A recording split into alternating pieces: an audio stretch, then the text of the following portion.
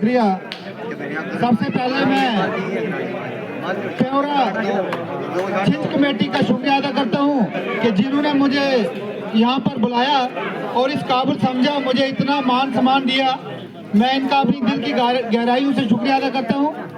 तो मैं आपकी जानकारी के लिए बता देता हूँ, मेरे साथ गिरधारी लाल लाल जी जो कि पेशे से दुकानदार हैं, बनी मार्केट में ये अपनी दुकान करते हैं, ये मेरे साथ आए हैं। इनके साथ देवराज पंडित जी, ये ब्राह्मण सभा के प्रधान हैं, और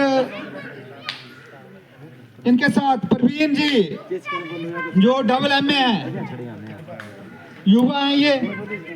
तो मैं आज इस दंगल में जितने भी लोग आए हैं, दूर दराज के जिस इलाका से भी जितने लोग आए हैं, मैं सबका शुक्रिया अदा करता हूं और आप सबको मुबारकबाद देता हूं। इसके साथ जितने पहलवान भाई आए हैं, मैं इनका भी शुक्रिया अदा करता हूं कि आप इतने इतने दूर से आए हैं और यहाँ पे आए, इस दंगल की शोभा बढ़ाई। तो मैं ज़्यादा ना कहता हुआ मैं दो चार बातें कहूँगा। मैं कोई इतना बड़ा लीडर नहीं हूँ, मैं एक छोटा सा लीडर हूँ और अभी मैंने शुरुआत की है लीडरशिप की, और मैं एक गरीब नेता हूँ।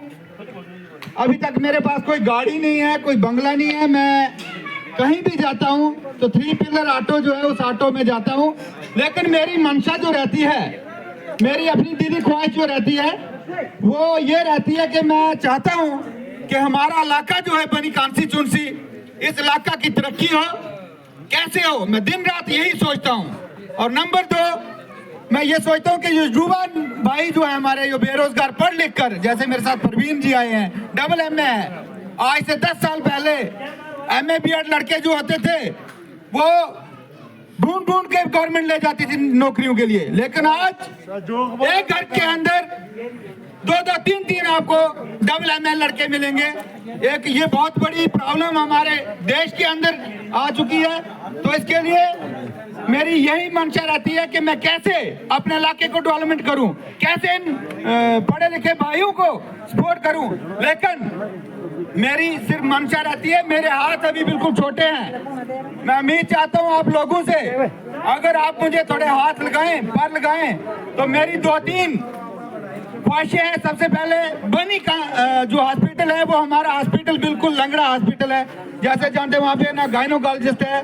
हमारी माताएं बहनें, कई बच्चा डिलीवरी जब होने पे होती है तो कई रास्ते में दम तोड़ देती हैं। बड़ी शर्म की बात है हमारी लीडरशिप के लिए। जैसा कि हालिया में 2 महीने पहले यहाँ पे उमर अब्दुल्ला जी आ रहे थे, मैं बड़ा हैरान रहा। उस दौरान में बनी के हॉस्पिटल के अंदर वेंटिलेटर भी तैयार है। उसने 2 घंटे कुल बैठना था बनी के अंदर, लेकिन वेंटिलेटर भी उसके लिए तैयार किया गया था। क्या हम इंसान नहीं रहते हैं? उसकी सांस हो गई तो हमारी सांस क्या हुई? हमारी सांस का क्या नाम डाला है? हम भी इंसान है उसी तरह जैसे वो सांस लेते हैं लीडर। वेंटिलेटर और तरह तरह की वहां पे टीमें आई थी डॉक्टर की 2 घंटे के लिए। बड़ी शर्म की बात है। हमारे बच्चे यहाँ पे जब बीमार होते हैं वहाँ पे चाइल्ड स्पेशलिस्ट नहीं है।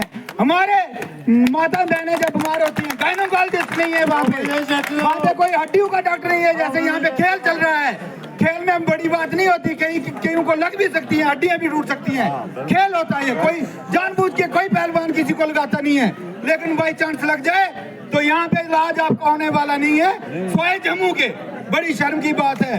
2014 से पहले भी यहाँ पर डॉक्टर रहते थे, लेकिन वो कहाँ गए? वो दिन हम देखना चाहते हैं। और इसी तरह बड़ी सारी प्रॉब्लम हमारे कॉन्स्टिट्यूंसी के अंदर जितने भी स्कूल हैं सारे लंगड़े बना के रखे हुए हैं।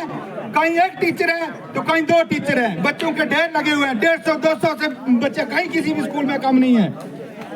तो मैं चाहता हूं अगर आप लोगों का आशीर्वाद रहेगा तो मैं यही चाहता हूं कि हमारे इलाका के जो फेस्टिवल हैं, जो मेले हैं, इसको हम प्रमोट करना चाहते हैं। और जो सबसे पहले हमारा हॉस्पिटल की फैसिलिटी है, मैं तो सबसे बड़ी नियामत वही चाहता हूं कि हमारा हॉस्पिटल ठीक रहे और हमारे स्कूल ठीक रहे, ताकि जो आने वाला युवा जो है, जिसके कंधे पे हमारे देश की जिम्मेदारी रहेगी अगली, वही अगर पढ़ेंगे नहीं, वही हमारे सेहतमंद नहीं होंगे तो कैसे हम ये हमारा देश चल पाएगा।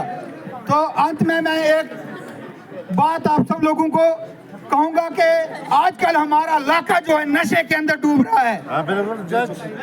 इस नशे से अपनी औलाद को बचाएं, अपने बच्चों को बचाएं, अपने गांव को बचाएं। ये बहुत बड़ी नियामत है अगर आप अपने बच्चों को बचा लेते हैं तो। बच्चे आज नशे में लिप्त हो रहे हैं, नौजवान बच्चे मर रहे हैं, आपके गांव से भी कई बच्चों की मौत हो गई। इसके लिए मैं आप सब लोगों से रिक्वेस्ट करता हूं कि आप सब लोग मिलजुल कर नशे को इसको दूर भगाएं और एक संकल्प लें कि अगर कोई ऐसा बच्चा आपको दिखता है जो आपके बच्चों को बिगाड़ता है, चाहे अपने रिश्तेदार का है चाहे अपने घर का है, तुरंत एडमिनिस्ट्रेशन तक बात पहुंचाएं। उस बच्चे को यहाँ से नशा मुक्त सेंटर में एडमिनिस्ट्रेशन खुद पहुंचाएगी। और मैं ज्यादा ना कहता हुआ, कहने के लिए तो बड़ी बातें हैं, मन कहता है कि मैं 2-3 घंटे यहाँ पे भाषण करूं, लेकिन समय की किल्लत है। जिस काम के लिए जो हमारा दंगल है, इसका लुत्फ भी उठाने के लिए लोग बड़े बेताब हैं। तो इसी के साथ मैं अपनी वाणी को यहीं विराम देता हूं। अगर बोलने में मेरे से कहीं गलती हो गई होगी तो सभी लोगों से मैं हाथ जोड़कर माफी चाहता हूं। जय हिंद, जय भारत।